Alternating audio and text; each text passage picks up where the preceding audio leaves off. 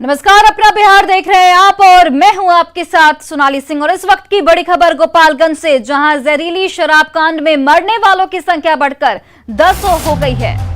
गोपालगंज से एक बड़ी खबर आपको बता रहे हैं, जहां पर जहरीली शराब से मरने वालों की संख्या बढ़कर 10 हो गई। शराब पीने से गंभीर रूप से बीमार 2 और लोगों की पटना ले जाने के दौरान मौत हो गई। उन्हें सदर अस्पताल से पटना पीएमसीएच में रेफर किया गया था। मोहम्मदपुर के सूरज राम और बलिराम ने मोहम्मदपुर में ही शराब पी थी और इस तरह मरने वालों की संख्या बढ़कर अब 10 हो गई है। बताया जा रहा है कि शराब पीने से बलराम की आंखों की रोशनी चली गई थी। गोपालगंज जहरीली शराब कांड के 4 आरोपियों को गिरफ्तार किया जा चुका है। पूरे गांव में इस वक्त दहशत का माहौल है।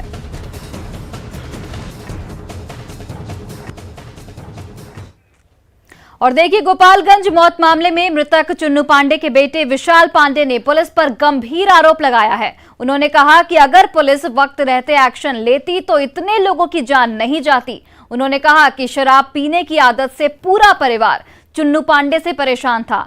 सिद्धवलिया थाने में शिकायत भी दर्ज कराई गई, लेकिन पुलिस ने कार्रवाई नहीं की। पापा मेरे बहुत दिन से शराब पीते थे, इसके कारण घर में बहुत लड़ाई झगड़ा होता था। खेत बेच देते थे, इधर उधर, मतलब मैं बोलता रहा, चिल्लाता रहा वहाँ पे थाने में जाके कि पापा से पूछताछ करवाएं, मारे पीटे कुछ भी करे, लेकिन पूछताछ करवाएं, पता करवाएं, कार्रवाई कीजिए, कहाँ से मिलता है शराब, कौन बेचता है, क्यों ये सब हो रहा है। तो उस समय थाना प्रभारी हमें डांट के भगा दिए गए।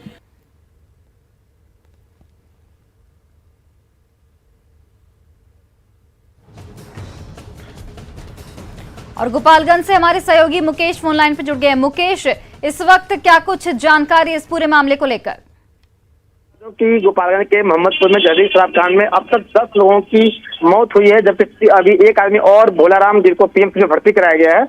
और मैं बताऊं कि इस पूरे मामले में शराब कांड के बाद गोपालगंज जो एसपी से मेरी बात हुई और उन्होंने कहा है कि जो भी पुलिस की अगर लापरवाही अगर सामने आती है या फिर शराब कांड को लेकर के जो भी पुलिस की तरफ से जो ढील बरती गई है उसकी भी जांच कराई जा रही है। साथ में कई थानों की पुलिस को जो है मोहम्मदपुर के पूरे इलाके में लगा दिया गया है और वहां पर शराब की बरामदगी को लेकर के लगातार छापेमारी की जा रही है।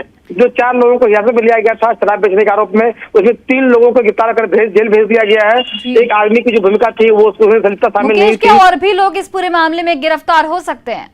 जाहिर तौर पर अभी ऐसे कहना है कि इस पूरे मामले में जो भी लोग बीमार हैं शराब के कांड के बाद से, उन लोगों को बयान लिया जा रहा है। साथ में जो मृतक हैं उनके परिजनों का बयान लिया जा रहा है और उनके बयान के आधार पर अगर शराब के बेचने की अगर जो है मामला सामने आता है, किन किन लोगों के द्वारा शराब पिलाया गया है या बेचा गया है, तो उन लोगों की गिरफ्तारी की जाएगी। तो इस तरह से पूरे शराब कांड में व्यापक पैमाने पर गिरफ्तारी की जो है बात वो सामने आएगी। मुकेश, ऐसे में पुलिस की कार्यशैली पर भी सवाल उठता है कि पुलिस की संजीदगी नहीं थी तभी शराब की खरीद बिक्री हो रही थी। जाहिर तौर पर इस मामले में मैंने एसपी आनंद कुमार से मैंने बात की। आनंद कुमार का कहना था कि जैसा कि सिद्धवलिया थाने के ऊपर आरोप लग रहा है कि चुन्नू पांडे के द्वारा शराब पिया जाता था, परिजनों ने आरोप लगाया था। उन्होंने कहा कि मामला संज्ञान में आया है न्यूज़ 18 की खबर के बाद। उन्होंने कहा कि इस मामले को भी जांच कराएंगे। साथ में अगर किसी भी चौकीदार का या थानाध्यक्ष का इस पूरे मामले में लापरवाही सामने आएगी तो उसके खिलाफ भी कार्रवाई की जाएगी। चलिए मुकेश, बहुत बहुत धन्यवाद तमाम जानकारियों के लिए। तो देखिए, गोपालगंज मौत मामले में एक बीमार शख्स का इलाज पटना के पीएमसीएच में चल रहा है। वहीं पटना रेफर 2 लोगों की मौत हो चुकी है, लेकिन पटना जाने से पहले सदर अस्पताल प्रबंधन की बड़ी लापरवाही सामने आई है। सदर अस्पताल के कर्मियों पर आरोप लगा है कि बीमार लोगों के लिए न तो स्ट्रेचर की व्यवस्था है और न ही एम्बुलेंस में रखने के लिए कोई मदद की गई।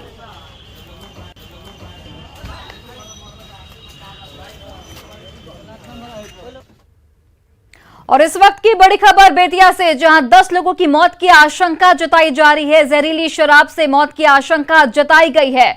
वहीं 8 लोगों की मौत की फिलहाल पुष्टि कर दी गई है। कई लोगों के बीमार होने की भी सूचना मिल रही है। अस्पताल में सभी बीमार लोगों को भर्ती कराया गया है। नौतन के तेलहुआ गांव की ये पूरी घटना और मामले में 4 लोगों को हिरासत में भी लिया गया है। तो बेतिया से एक बड़ी खबर आपको बता रहे हैं, जहां पर 8 लोगों की मौत की पुष्टि हो चुकी है। हालांकि 10 लोगों की मौत की आशंका जताई गई है, लेकिन फिलहाल 8 लोगों की मौत की पुष्टि हुई है और ये आशंका जताई जा रही है कि जहरीली शराब से इनकी मौत हुई है। कई लोगों के इसमें बीमार होने की भी सूचना है और जिनका इलाज सदर अस्पताल में जारी है।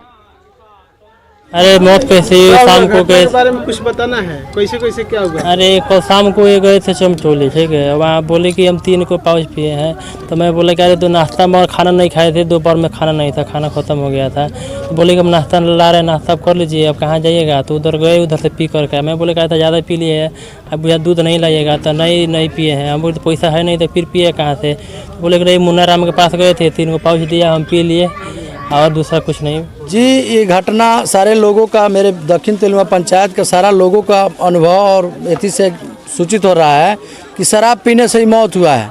लगभग अभी 6-7 आदमी का शराब पीने से मौत हो गया है और 5-7 आदमी हॉस्पिटल में भर्ती है, जिसमें ताज हॉस्पिटल, अंजनी कुमार बेतिया, उसमें सावन कुमार में भी भर्ती है लोग। इन लोगों का दयनीय स्थिति है। कौन जिम्मेदार है इसके लिए? इसके जिम्मेवार शराब विक्रेता जो है वो तो ही है, और थाना प्रभारी जो है उनका प्रशासन इसमें संपूर्ण रूप से दोषी है। दारू गांव में बेचात रहलक, पुलिस के लगे भी, थाना प्रभारी के लगे हम भी फोन कैले रहनी कि हमरा गांव में बहुत अधिक दारू बेचाता, मर्दाना लोग नहीं के मानत, लड़का खैला बिनु मुँह सन पी के मर्दाना लोग मेहरारू के मारत, तब ना मान प्रभारी, थाना प्रभारी हमनी के नौतन के है। आ गांव में मने कैला से भी ना मनी, रात में लोग दारू पियला बा गांव के लोग, आ ये गांव में मुँह पियला से इतना मौत भइल बा कि आज कोई लोग फुकात हटे, कोई लोग हॉस्पिटल में मौत के शिकार बन गइल बा।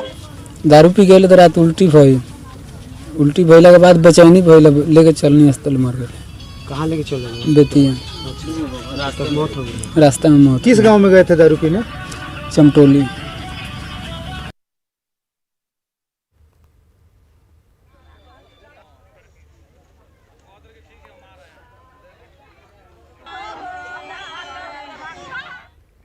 और देखिए, बेतिया मौत मामले में एक बड़ा अपडेट सामने आया है, जहां महिला समेत 4 लोगों को पुलिस ने हिरासत में लिया है। तो बेतिया मौत मामले में एक बड़ा अपडेट, जहां पर महिला समेत 4 लोगों को पुलिस ने हिरासत में लिया। शराब कारोबारियों के ठिकानों पर छापेमारी की गई और पोस्टमार्टम की प्रक्रिया फिलहाल शुरू हो चुकी है। तो एक बड़ा अपडेट बेतिया मौत मामले में, जहां पर महिला समेत 4 लोगों को पुलिस ने हिरासत में लिया है। हालांकि पोस्टमार्टम की प्रक्रिया अभी भी जारी है। प्राइमरी से आ रही है कि शराब से पीने से मौत हुई है। कुछ यहाँ इंक्वेस्ट वगैरह किया गया है, जांच किया जा रहा है और देखा जा रहा है, पोस्टमार्टम के लिए भेजा जा रहा है। कितने लोगों की सर मरने की संभावना? अब एग्जैक्ट फिगर नहीं मिल पाया है, कुछ लोग अलग अलग तरह की सूचनाएं आ रही हैं। यहाँ पे 4 लोग बता रहे हैं और पता लगाया जा रहा है, और पहले हॉस्पिटल वगैरह में भी इलाज में लोग हैं, वहाँ भी। और बेतिया से हमारे सहयोगी प्रफुल्ल फोन लाइन पर जुड़ गए हैं। प्रफुल्ल, इस पूरे मामले में 4 लोगों की गिरफ्तारी हुई है और कितनी गिरफ्तारियां हो सकती हैं?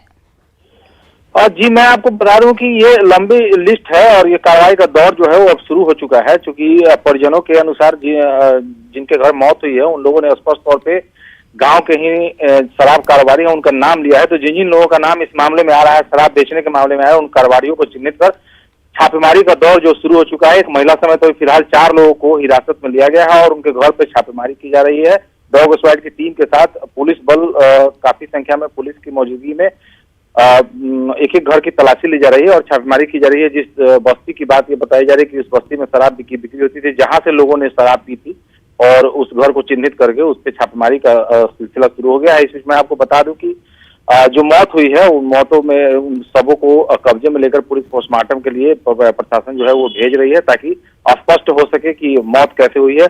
और जितने भी जो निजी नर्सिंग होम में जो लोग भर्ती थे और प्रशासन जो है उनका पता लगाने में जुट गई है और उन्हें निजी नर्सिंग होम से निकालकर जीएमसीएच में भर्ती कराया जा रहा है। तो जीएमसीएच में जो बीमार लोग हैं उनके भी आने का सिलसिला शुरू हो चुका है। अब तक लगभग 4 लोग जो हैं वो जीएमसीएच में आ चुके हैं, जिसमें से एक जो अभी जो अपडेट आ रहा है उसमें एक व्यक्ति 70 वर्षीय व्यक्ति हाशिम खान थे, उनकी मौत हो गई है। और परिजनों ने स्पष्ट तौर पे ये कहा है कि वो भी कल देर शाम शराब पिए थे, जिस कारण उनकी मौत हुई। हालांकि प्रशासन ने कहा कि वो ओल्ड एज थे तो हार्ट अटैक की संभावना ज्यादा है, इसलिए प्रशासन इस पूरे मामले की जांच में जुट गई है, लेकिन परिजनों का स्पष्ट तौर पर यह मानना है कि उनकी भी मौत शराब से हुई है। फिलहाल जो है वो प्रशासनिक महकमे में खलबली मची है और प्रशासन जो है अब हरकत में आया है खबर के उजागर होने के बाद, और उसके बाद से जो लगातार जो है वो कार्रवाई का सिलसिला जो है वो शुरू हो चुका है। बिल्कुल, चलिए प्रफुल्ल, बहुत बहुत धन्यवाद तमाम जानकारियों के लिए। और बेतिया मौत मामले में करीब 10 लोगों की मौत की आशंका जताई जा रही है। हालांकि पुष्टि सिर्फ 8 मौत की ही हुई है। जिले के डीएम और एसपी खुद मामले की जांच में जुटे हैं। जिन लोगों की तबीयत अभी खराब है उन्हें इलाज के लिए अस्पताल में भर्ती कराया गया है।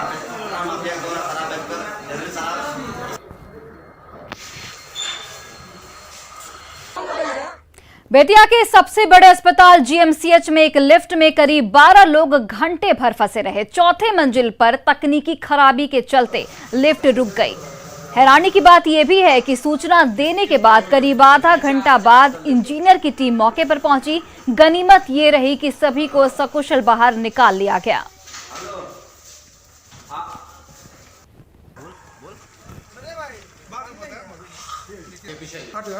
और देखिए, लालू प्रसाद सपरिवार दिल्ली चले गए हैं। दिल्ली जाने के बाद से राबड़ी देवी आवास के बाहर सन्नाटा पसरा है। लालू प्रसाद आए थे तो काफी हलचल थी यहां पर। राबड़ी देवी आवास के बाहर से देखिए संवाददाता शैलेंद्र कुमार की रिपोर्ट। सुप्रीमो लालू प्रसाद यादव अपने पूरे परिवार के साथ कल शाम दिल्ली चले गए। उसके बाद हम 10 सर्कुलर रोड आवास की तस्वीर दिखा रहे हैं, जहां सन्नाटा पसरा है। सिर्फ सुरक्षा कर्मी ही यहां पर मौजूद हैं। आमतौर पर जब लालू प्रसाद यादव यहां होते हैं या तेजस्वी यादव होते हैं तो काफ़ी लोगों की भीड़ होती है और त्योहारों में लोगों की भीड़ ज़्यादा होती है उनसे मिलने वालों की। लेकिन चूंकि आज दीपावली है, आज लालू यादव यहाँ नहीं है तो लोग भी यहाँ नहीं आए। यदि लालू यादव यहाँ होते तो काफ़ी संख्या में लोग उनसे मिलने यहाँ जरूर आते। लेकिन कल शाम में ही अपने पूरे परिवार के साथ लालू यादव दिल्ली चले गए हैं। उनके दिल्ली जाने को लेकर के अब बिहार में सियासत भी तेज हो गई है। कैमरा पर्सन सुबोध के साथ शैलेंद्र, न्यूज़ 18 पटना। वहीं जेडीयू के राष्ट्रीय अध्यक्ष ललन सिंह ने लालू परिवार को नॉन रेजिडेंट बिहारी कहकर संबोधित किया है। उन्होंने कहा कि लालू प्रसाद अपने परिवार के साथ दिल्ली चले गए। उन्हें बिहार की फिक्र बिल्कुल नहीं है। उन्हें सिर्फ सत्ता चाहिए, सेवा करना वो और उनका परिवार नहीं जानते। ललन सिंह से बात की संवाददाता शैलेंद्र कुमार ने। राजद सुप्रीमो लालू प्रसाद यादव सपरिवार दिल्ली चले गए हैं। हमारे साथ इस वक्त जदयू के राष्ट्रीय अध्यक्ष ललन सिंह हैं। सर, चुनाव संपन्न हुआ और लालू यादव सपरिवार दिल्ली चले गए हैं, क्या तो इसमें आश्चर्य की कौन बात है? ये तो होना ही था। कब रहते हैं वो लोग बिहार में? बाढ़ आता है तब रहते हैं बिहार से बाहर। कोरोना का जब यहाँ महामारी था, पूरा विश्व जब उससे जूझ रहा था तो वहाँ दुबके हुए थे, घर के अंदर बंद थे। चुनाव आया तो चले आए प्रचार करने, चुनाव खत्म हुआ तो दिल्ली चले गए। तो उन लोग तो अप्रवासी हैं ही, बिहार में रहना नहीं है। जिसको कहिए आपकी नॉन रेजिडेंट बिहारी एनआरबी है। तो एनआरबी से आप उम्मीद क्या करते हैं कि वो यहाँ रहेंगे? काहे का टिकेंगे यहाँ? इसलिए वो कोई नई बात नहीं है उन लोगों के लिए, वो वही है ही। बिहार से कोई प्रेम नहीं है उनको, न बिहार से प्रेम है, न बिहार के विकास से प्रेम है, न बिहार के लोगों से प्रेम है। उनको मतलब है उनको सत्ता मिल जाए, सत्ता सुख प्राप्त हो जाए और उसके बाद माल बनाने का कुछ कार्यक्रम तय हो। ये सब उनका जिसका कार्यक्रम है अलग अलग है ना। हम लोग का कार्यक्रम क्या है कि माननीय मुख्यमंत्री नीतीश कुमार जी बिहार को कैसे बढ़ाया जाए, बिहार को कैसे विकसित किया जाए, इस पर दिन भर ध्यान लगाते हैं। सुबह से शाम तक वो उस पर कंसंट्रेट करते हैं। उनका कंसंट्रेशन रहता है माल कैसे बनाया जाए। अभी कभी लालू जी के राज में आप कल्पना कर सकते हैं कि बिहार का बजट 2,18,000 करोड़ होगा?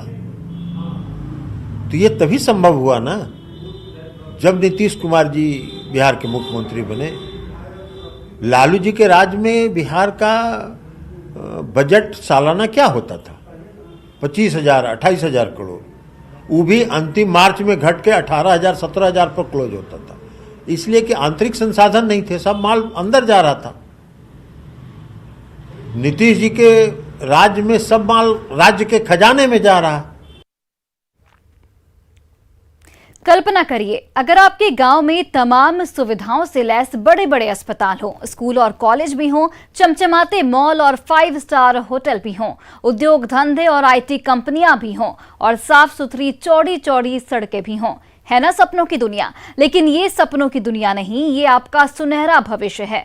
बिहार सरकार इसके लिए मास्टर प्लान तैयार कर रही है। गांव की तस्वीर बदलने के लिए सरकार ने एक बड़ा फैसला लिया है, जिसके तहत बिहार के 20 जिलों को ग्रामीण इलाकों को शहरों की तर्ज पर विकसित किया जाएगा, जहां शहरों जैसी तमाम सुविधाएं होंगी और ये गांव आगे आसानी से शहरों के विस्तार का हिस्सा बन सकेंगे। बिहार सरकार के पंचायती राज मंत्री सम्राट चौधरी ने न्यूज 18 से बातचीत में विकसित गांव की तस्वीर पेश की। सम्राट चौधरी से बात की न्यूज 18 से हमारे संवाददाता आनंद अमृतराज ने। बिहार सरकार ने एक बड़ा फैसला किया है और बिहार के ग्रामीण इलाकों की तस्वीर बदलने के लिए एक बड़ी कवायद शुरू की है। कल बिहार में कैबिनेट की एक महत्वपूर्ण बैठक में ऐसे 20 शहरों को चिन्हित किया गया है जहां पे वो तमाम सुविधाएं मुहैया कराई जाएंगी जो शहरी इलाकों में सुविधाएं मिलती हैं। हमारे साथ पंचायती राज मंत्री सम्राट चौधरी है। सम्राट जी, कल आपके कैबिनेट ने एक महत्वपूर्ण फैसला लिया है, 20 शहरों का चयन किया है। क्या है वो योजना और उसमें क्या कुछ होने वाला है? देखिए, बेसिकली मास्टर प्लान बनाना है, क्योंकि किसी भी शहर का स्वरूप यदि ये तय पहले से नहीं हो तो स्वाभाविक है कि अनआइडेंटिफाई इलाके घोषित हो जाएंगे, लोग अपने मन से चीजें बनाने लगे। तो पूरा मास्टर प्लान बनाना होता है। तो क्योंकि आत्मनिर्भर बिहार में हम लोगों ने ये तय किया है कि शहरीकरण को भी आगे ले जाएंगे और गांव को जो व्यवस्था है वो तो देंगे ही, साथ साथ शहर को भी और सुंदर बनाना है। तो इसके लिए पहले पटना, क्योंकि पटना का हम लोगों ने 2015-16 में पूरा मास्टर प्लान तैयार करके इन चीज़ों को इम्प्लीमेंट करने के लिए दिया है। दूसरा, इस बार बिहार सरकार ने तय किया है कि एनडीए सरकार ने तय किया कि 20 और शहर का मास्टर प्लान हम बनाएंगे। लखीसराय, खगड़िया, जो सुदूर देहात के इलाके को माना जाता, उसको पूरी तरह कैसे सुंदर बनाया सकते, कहाँ इंडस्ट्री लगेंगे, कहाँ एजुकेशन हब होगा, कहाँ सड़कें बनानी है, ये सारी चीज़ों की व्यवस्था वहाँ पे करनी है। तो मास्टर प्लान पूरी तरह एक स्वरूप बनता है कि जोन वाइज कहाँ कहाँ काम किया जा सकता है। तो यानी कि जो शहरी इलाकों में जो सुविधाएं मिलती है, पटना, मुजफ्फरपुर जैसे बड़े बड़े जो शहर, तो वहाँ पे और क्या कुछ बनने वाला है? मतलब वहाँ पे किस तरीके से आप उसको विकसित करेंगे, शहर के जैसा बनाएंगे? नहीं, मैंने तो कहा है ना कि वहाँ पर ये आइडेंटिफाई अभी से कर देंगे। तो देखिए, ये थे हमारे साथ बिहार सरकार के मंत्री सम्राट चौधरी, जिन्होंने विस्तार से बताया कि आने वाले समय में 20 शहरों को किस तरीके से विकसित किया जाएगा। यानी कि अब कोई भी शहर विकसित होगा तो उसके एक मास्टर प्लान बनाया जाएगा और उसी मास्टर प्लान के रास्ते पे चलकर उस शहर को विकसित किया जाएगा। कैमरामैन सुबोध के साथ आनंद अमृतराज, न्यूज 18 नेटवर्क, पटना। और केंद्र की नरेंद्र मोदी सरकार ने दिवाली से पहले आम लोगों को राहत देते हुए पेट्रोल और डीजल पर एक्साइज ड्यूटी घटाने की घोषणा की है। वहीं राज्य सरकार ने भी वैट को कम किया है, जिसके बाद पटना में पेट्रोल और डीजल की कीमतों में 6 और 12 रुपए की कमी आई है। पटना के पेट्रोल पंप का जायजा लिया संवाददाता धर्मेंद्र कुमार ने। लगातार पेट्रोल डीजल की बढ़ती कीमतों से आम आदमी खासे परेशान थे। लगातार रोज पेट्रोल और डीजल की कीमतों में वृद्धि होती थी और कहीं ना कहीं आम आदमी का गुस्सा सरकार पे फूट पड़ता था। लेकिन सरकार ने भी लोगों को राहत दी है और दीपावली से पहले लोगों को पेट्रोल और डीजल की कीमतों में कमी दी गई है। बात कर लें, पेट्रोल और डीजल की कीमत क्रमशः 6 रुपये और 13 रुपये कमी की गई है। अब आपको राजधानी में जो कीमतें थी पेट्रोल की, वो 6 रुपये कम कीमत में पेट्रोल और डीजल 12 रुपये कम कीमत पर मिल सकेंगे। कितने चल रहा है पेट्रोल डीजल कीमत कितना है? पेट्रोल 107 रुपया 95 पैसा और डीजल 93 रुपया 18 पैसा। कितनी कमी हुई है? लगभग पेट्रोल में 6 रुपया और डीजल में 12 रुपया। क्या उम्मीद करते हैं? कितना उम्मीद करते हैं? उम्मीद तो कम होना चाहिए, कम से कम 80-90 के आसपास इसका तेल का दाम होना चाहिए। लोगों का साफ कहना है कि जो पेट्रोल डीजल की कीमतें हैं वो उम्मीद से थोड़ी से और कम होने चाहिए। इससे अमूमन लोग खुश नहीं हैं और कहीं ना कहीं 6 रुपये और जो 12 रुपये कीमत कम हुई हैं, इससे थोड़ा सा और गिरावट चाहते हैं, जिससे कि लोगों को पूरी तरह से राहत मिल सके। न्यूज 18 के लिए पटना से धर्मेंद्र कुमार।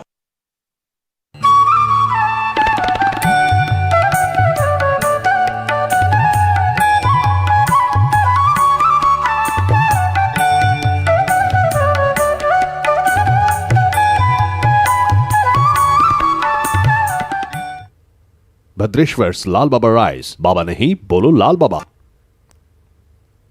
आज पूरे देश में दीपावली मनाई जा रही है। प्रधानमंत्री नरेंद्र मोदी जम्मू कश्मीर के राजौरी के नौशेरा में जवानों संग दिवाली मनाने पहुंचे, जहां उन्होंने शहीद जवानों को श्रद्धांजलि दी और जवानों को संबोधित करते हुए कहा कि ये उनका वो परिवार है जिसके साथ उन्होंने अपनी हर दिवाली मनाई है।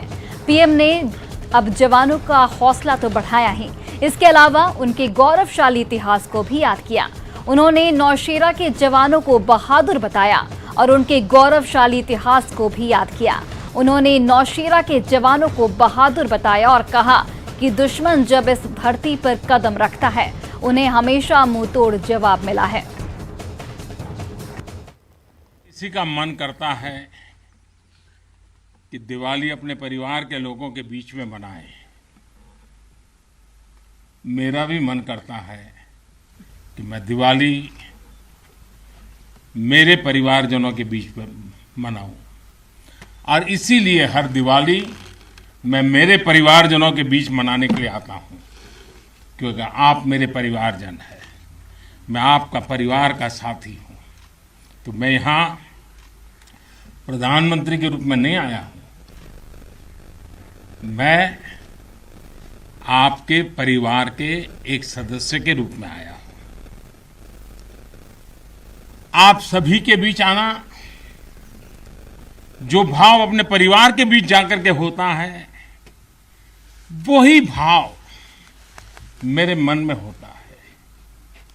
और जब से मैं इस संवैधानिक जिम्मेवारी को संभाल रहा हूं, आज उसको 20 साल से भी अधिक समय हो गया। बहुत लंबे अरसे तक मुझे देशवासियों ने इस प्रकार की सेवा का मौका दिया। पहले गुजरात वालों ने दिया, अब देशवासियों ने दिया।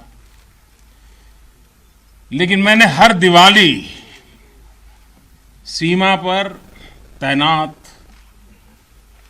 आप मेरे परिवारजनों के बीच बिताई है। आज मैं फिर आपके बीच आया हूं, आपसे एक नई ऊर्जा लेकर के जाऊंगा, नया उमंग लेकर के जाऊंगा, नया विश्वास लेकर के जाऊंगा। और फिलहाल इस बुलेटिन